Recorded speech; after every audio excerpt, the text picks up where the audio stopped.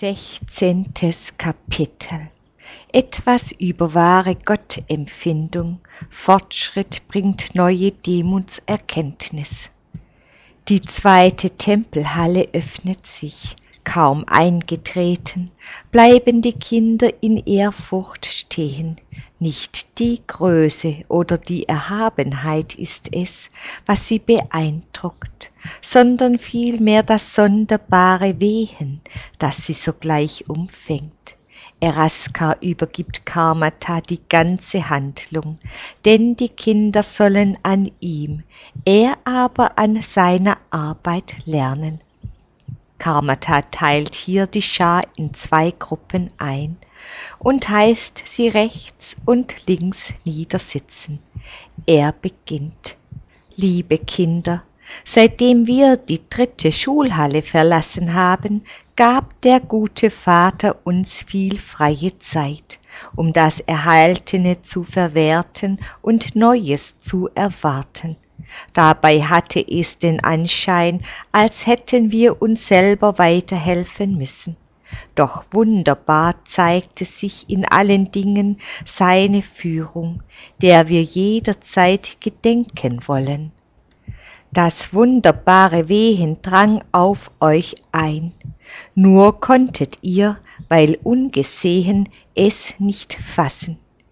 Es jedoch zu verstehen ist nicht schwer. Die 3. Halle brachte uns Erkenntnis von Urs Einheit trotz der 4 Wesenheit als Schöpfer, Priester, Gott und Vater, ferner über die Unendlichkeit und des Allheiligen wunderbares nahes Sein, das uns Kindern seligste Verbindung mit ihm bringt. Die wird aber nicht erreicht, auch wenn ein Kind so weit wie möglich das Unendliche der Urgottwesenheit erfasst. Das Eindringen in das Ursein löst noch lange nicht das wahre Gottempfinden in unseren Herzen aus. Ihr fragt, warum und ob die Empfindung wirklich zu erlangen sei. O höret! Zur Gottempfindung zu gelangen ist nicht schwer, wenn es auch manchmal einen langen Weg erfordert. Mit zaghaften Schritten ist freilich nichts getan. Die erste Station auf diesem Wege ist und bleibt die Liebe, die ein Kind von selbst veranlasst, sich dem Vater völlig hinzugeben. Dabei ist weniger das Schauen und Erkennen ausschlaggebend, sondern das lebendige Gefühl. Wer die Gottheit nicht im Gefühl erfasst und nur nach äußerem Merkmal Ausschau hält, wird sie niemals in sich tragen. Ohne innere Verbindung mit ihr gibt es auch keine mit dem Vater, weil dieser als Barmherzigkeit ein Wesensteil der Gottheit ist. Trotzdem muss mit der fühlbaren Erkenntnis auch eine schaubare verbunden sein, die die innere und äußere Wahrnehmung beweist. Und wie das innere Fühlen bei einer äußeren Anschauung den Ausschlag gibt, genauso auch bei einer wie leiblichen Empfindung das innere Gesicht. Jede Offenbarung fängt im Innern an und geht ins Innere als Sinnbild der Urwesenheit, die vor aller Schaffung in ihrem unpersönlichen Lichte lebte. Ist hier ein wahrer Lebenskontakt hergestellt, der bewusst vom Kinde festzuhalten und zurückzugeben ist, soll die Verbindung beide Teile treffen, Geber und Empfänger. Dann kann auch die äußere Enthüllung folgen, die sich mannigfach gestaltet. Die Offenbarungen erfolgen wechselseitig zum Fortschritt der Kinder. Wer das anerkennt, hat den Weg zur heiligen Urmitte eingeschlagen, die kein festgefügter, schöpfungsmäßiger Zentralpunkt ist, sondern die Gottheit selbst, in deren Schoß wir ruhen. Urgemäß können wir uns niemals von der Urmitte, vom Zentralpunkt trennen, weil wir von ihr ausgegangen ein Teil von ihr selber sind. Werkgemäß stehen wir als Lebewesen außerhalb der Urzentrale, mit der Aufgabe betraut, uns mit ihr wieder zu vereinigen, was nicht zur Auflösung in den Urstoff führt, sondern zur wunderbarsten Herzensvereinigung zwischen Schöpfer und Geschöpf, Priester und Geist, Gott und Seele, in der sich Vater und Kind in höchster Harmonie gegenüberstehen, wechselwirkend im Geben und im Nehmen. Jetzt merkt ihr schon, was es mit dem Wehen in unserer Halle für eine Bewandtnis hat. Ja, die erhabenen Wesensteile Urs umschließen euch mit ihrem Lebensodem, und daraus ist eine recht gute Empfindung in euch erwacht. Nun glaubet nur, dass der Vater bei uns ist, auch wenn ihr ihn zu eurem eigenen Heile noch nicht seht. Er wird sichtbar sein, wenn ihr es am wenigsten erwartet. Das wundersame Wehen war er selbst. Empfinden wir das ganz bewusst, erwecken und steigern wir dadurch zu ihm die Liebe, so bringt er uns die Urgottwesenheit so nahe, soweit die Schöpfung diese sicht- und spürbar tragen kann.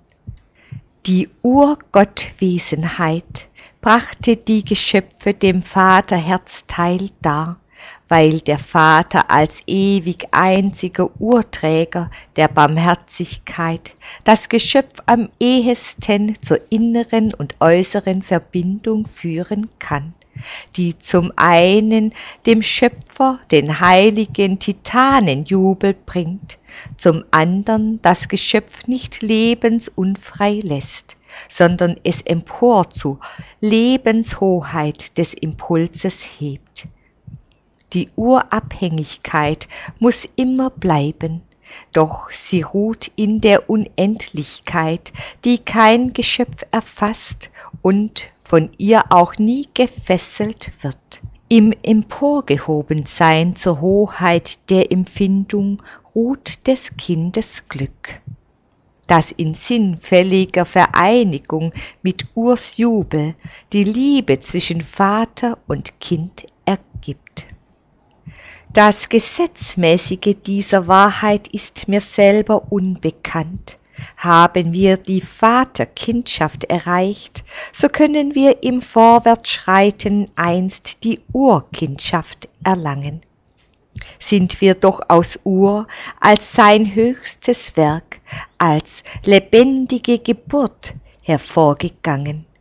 Ohne unbedingte Kenntnis der Urgesetze treten wir in die Verbindung ein und schauen Gott, ohne ihn zu sehen, hören ihn, ohne seine Worte zu empfangen. Denn alle seine Werke sind Offenbarungen seines Wesens, sind seines Heiligen Geistes Gnadenwort. Das gilt für das Reich des Lichtes, wo die Gesetze lebendig wirksam sind. Es gibt noch einen anderen, den armen Schöpfungsteil, der allen Reichtum durch die Lossagung verlor. Aber das Verlorene ist zu suchen, und wir Kinder dürfen Gott behilflich sein. Dadurch erhöht sich das erwähnte Lebensglück, wie wir es nie ganz erfassen werden. Die Urliebe opferte sich für diesen Schöpfungsteil, und wollen wir den Vater wahrhaft lieben, so ist auch dem Verlorenen unsere Liebe aufzuopfern. Wir erfahren noch, wie das zu geschehen hat.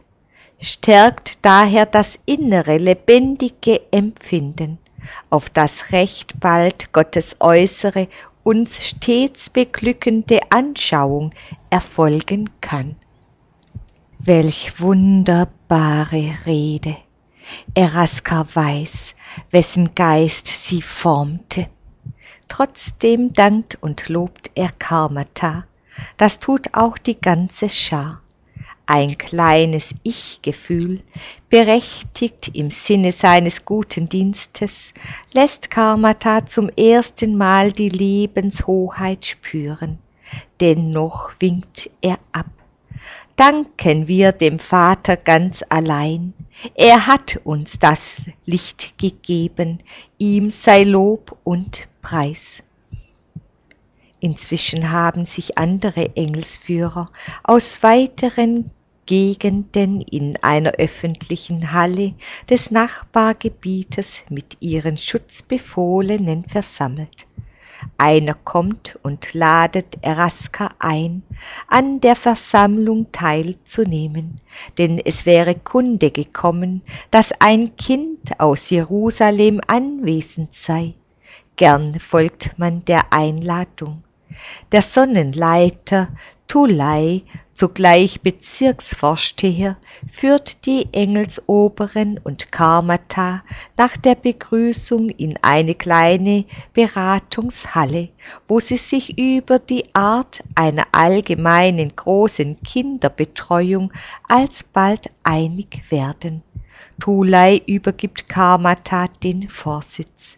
Auch soll er die wichtigsten Reden und Handlungen übernehmen. Das ist viel. Das Ich-Gefühl in Karmata steigt wieder hoch. Wie geehrt fühlt er sich.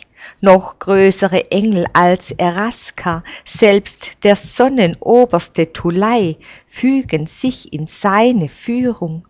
Von Kinderscharen umjubelt und bedankt, steht er über allen auf der bedeutenden Mittelsonne. Als ihm das so recht zum Bewusstsein kommt und sogar sein himmlisches Herz zu klopfen beginnt, kommt er jäh zur Einsicht. Er senkt seinen Blick. Ach, diesem Gedanken auch nur Raum gegeben zu haben, scheidet ihn vom Vater. So empfindet er. Traurig, sagt er zu dem Sonnenobersten, indem ihm die Tränen kommen. O Tulai und ihr Engelsführer, ihr habt mir durch euer Anbieten viel Liebe erwiesen und habt dem Vater wahrhaft demütig gedient, indem ihr, die ihr so viel höher steht als ich, euch unterordnet. Ihr wusstet vorher alles weit besser, ehe ich denn die Gedanken in mir trug. Aber keiner von euch hat sich hervorgetan, nur ich. Lasset daher ab von mir, zumal ihr ja vom Vater hier allerbestens eingesetzt seid. Nun will ich öffentlich in der hintersten Reihe eurer Schutzbefohlenen sitzen und innerlich vorn unter allen Kleinsten. Falsch war es, euer Anerbieten wie selbstverständlich anzunehmen. Wohl ist das bald auszumerzen, nicht aber der Gedanke an eine zukünftige Umjubelung. O seht, wie sehr bedarf ich noch der Lebensschule und unterfange mich, eine Sonne zu regieren. Bis jetzt hat der Vater wenig Freude über mich gehabt. Immer machte ich ihm Kummer. Er hat viel zu viel Gnade auf mich gehäuft. Wie ich es vergelte, davon zeugen die Gedanken, die euch nicht verborgen sind.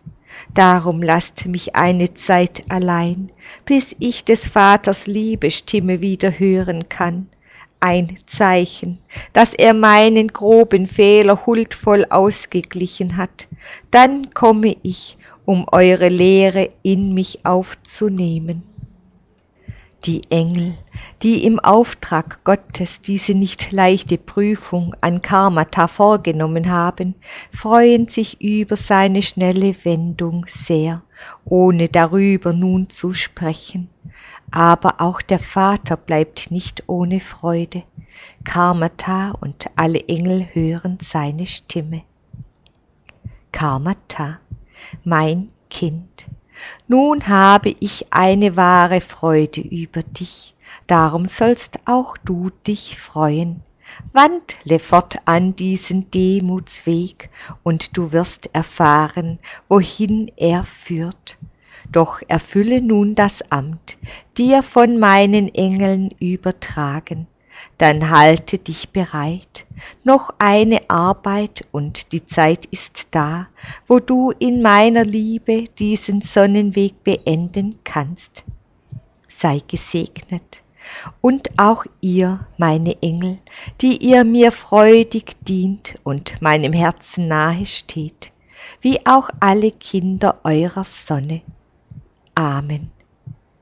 Karmatas Reuetränen sind versiegt, an ihre Stelle treten solche der Dankbarkeit, und er lobt mit den Engeln den guten Vater. Thulai verkündet des Vaters Segen an alle, und Karmata spricht über das Jerusalem. Wie gut gelingt ihm das! In den Kindern flammt die Sehnsucht auf, und bei allen ist ein guter Fortschritt zu verzeichnen. Danach kehrt jede Gruppe in ihren Wohnbezirk zurück. Eraskar weiß, dass die ihm anvertrauten Kinder reif geworden sind, dem Vater zu begegnen. Er führt sie daher nach der Rückkehr in die erste große Halle seines Tempelhauses ein.